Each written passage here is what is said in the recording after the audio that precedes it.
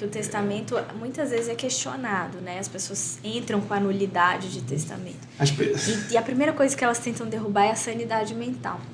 Então, a gente até coloca o laudo de sanidade assinado pelo médico, mas quando tem um vídeo que o juiz vai poder assistir, ele vai perceber se aquela pessoa estava lúcida, porque muita gente gosta de falar que o idoso já estava débil, né? Isso também mas isso também é cultural. Não tem idade para fazer testamento.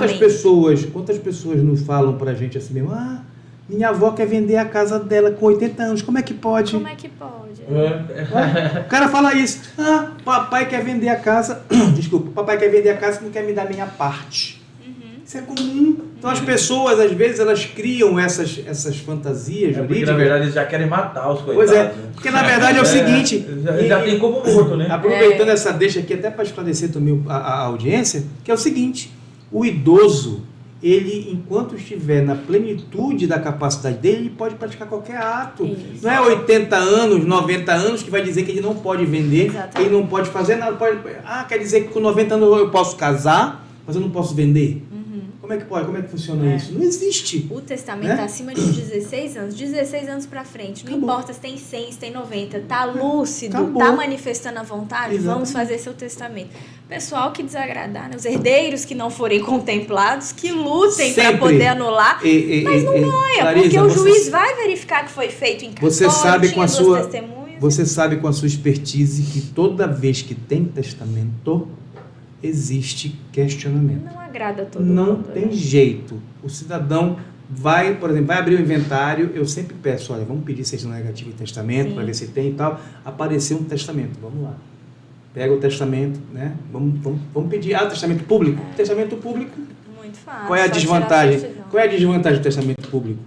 É que todo mundo tem acesso, né? A vantagem é que ele vai ser cumprido. Sim, ele tem a segurança, ele é mais forte. Acabou. Né? A o testamento público, o juiz não questiona, ele vai ali, vai mandar cumprir. A desvantagem é que qualquer pessoa pode chegar lá, eu quero fazer uma busca, quero saber se a Larissa Prado tem testamento. A partir do momento que me apresenta uma certidão de óbito. Não, sim. Aí a gente realmente vai entregar. Mas é sigiloso até então. Isso é muito perguntado quando a pessoa faz testamento.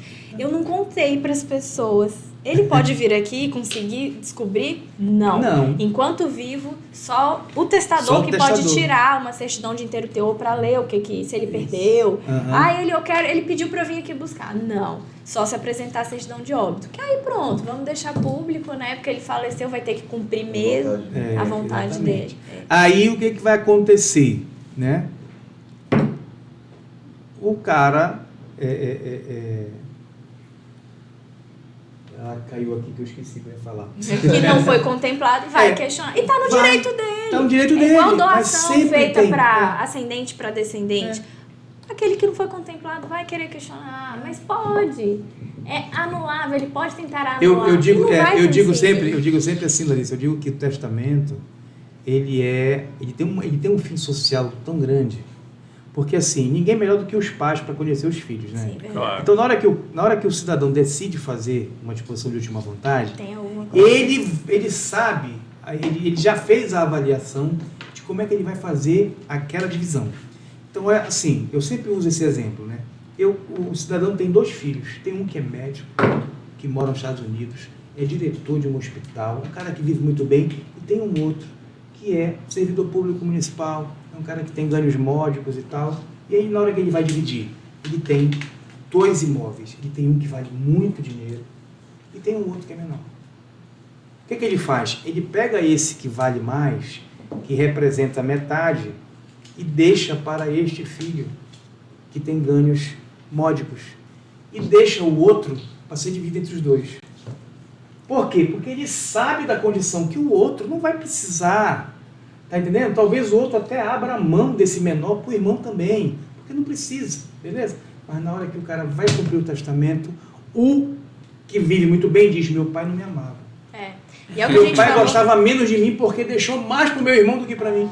E é o que a gente falou anteriormente, quem tem mais condições é quem trava, geralmente. Exatamente quem trava. Isso é verdade. Infelizmente tem toda vez. É por isso que eu lhe digo que é uma questão cultural. Sim. No Brasil, a sucessão testamentária, ela ainda vai levar um tempinho para que ela seja anormal, né? A gente tem que trabalhar muito para que isso aconteça. E a gente tem indicadores muito bons, números que mostram que na pandemia Aumentou demais. Aumentou o divórcio, aumentou. Mas aumentou o testamento mas também.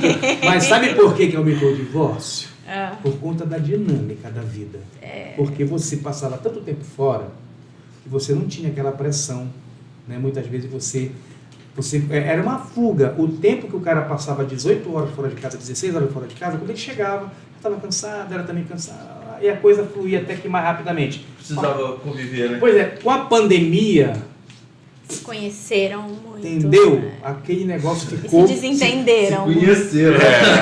Gostei, porque, né? não é, no exemplo, eu fui no exemplo. Chegava à noite cansado, cada um pro lado, não dava pra conhecer. Exatamente. Mas também a pandemia trouxe um lado muito bom. Eu sempre trago comigo um ditado que era que quem me falou isso foi um colega de magistério, o professor Pedro Dival, que trabalho é meio de vida, não é meio de morte. Ele sempre me falou isso.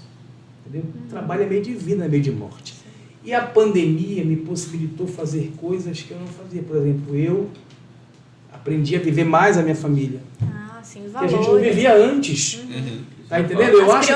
Eu acho que isso foi uma coisa muito boa que a pandemia trouxe a nível de direito de família. É verdade.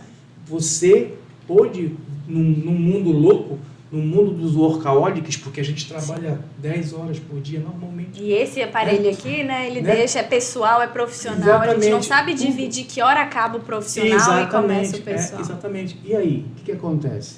A pandemia te possibilitou isso. Né? O cara, por exemplo, numa segunda-feira, está na piscina do condomínio com o filho, porque não estava trabalhando em casa, mas... Na verdade, eles se reinventaram, né? Passou... As pessoas começaram a identificar que não necessariamente trabalho está vinculado ao local que você Exatamente, está. Você pode produzir tanto ou até mesmo mais na sua casa do que no escritório. Sim. Um exemplo foi o escritório aqui, né? O escritório era grande, era no térreo, a gente se adequou. Sim, exatamente. A pandemia veio para o escritório menor. Sim. Mais operante, né? Mais operante. E não volta, né? Não como volta. era, já adaptou. Mais operante, dinâmico. E ninguém sente falta. Foi uma mudança que veio para ficar, né? Uma reinvenção muito boa, né? Eu sinto que os testamentos agora a gente já não está fazendo tanto quanto fazia, porque o pessoal tinha medo de morrer amanhã e corria no cartório. Porque o testamento muita gente tem vontade de fazer, mas deixa para amanhã. Eu reparo isso muito nos atendimentos. Aí eu vim tirar informação, aí eu falo, olha, eu tive uma situação aqui muito difícil para mim, que logo que eu assumi o cartório, eu fiz uma entrevista, minutei o testamento, só faltava ler, trazer um documento de uma idosa, ela tinha assim 100 anos, super lúcida, deixava para neto, não sei o quê. Ela faleceu. Não responderam meu e-mail, demoraram, passou 30 dias, veio um dos contemplados. Aí eu vim buscar o testamento da minha avó, tal. Falei, desculpa, mas não existe testamento, existe uma minuta que eu até fiz, mandei e vocês sumiram. Ah, não, mas ela lhe falou a última manifestação de vontade dela. Eu sei, eu ouvi, eu lembro. Mas sabe o que vale aquela nossa conversa? Nada. Como a gente disse aqui, é solene, é formal. Acabou. Tem que ter a leitura e assinado por mim, pela testadora e pelas duas testemunhas. Para valer. Não existe uma folha de livro aqui no cartório do primeiro ofício de notas com este testamento. Meu Deus, que situação que eu fiquei. Ele ficou desesperado, ele contou para todos os outros potenciais contemplados que estavam na minha minuta e ela me disse que queria que fosse preto. E o que eu faço com essa informação? Nada. Só fiquei muito mal por eu ter recebido essa informação. Na menor das hipóteses, tu pode servir como testemunha numa ratificação onde eles perguntem. A minha avó disse para você que ela queria me deixar aquela casa. Eu tenho fé pública, mas tem um limite, né? Então, assim, o Instituto tá aí, aí eu falo com as pessoas, volte e vamos assinar, porque até agora não aconteceu nada, foi só uma entrevista. Uma saideirinha aqui é a questão do casamento, né? O casamento tem um detalhezinho que se não for cumprido, qual é? Ele não celebra. Se ele falar que não, titubear? Não, é aquele que o juiz fala. Sim, no artigo lá no 1535. É por aí. Se ele não disser aquilo, o casamento não é tido como celebrado. Com os poderes que me são conferidos pela lei, e aqui diante de vocês, os declaro casados.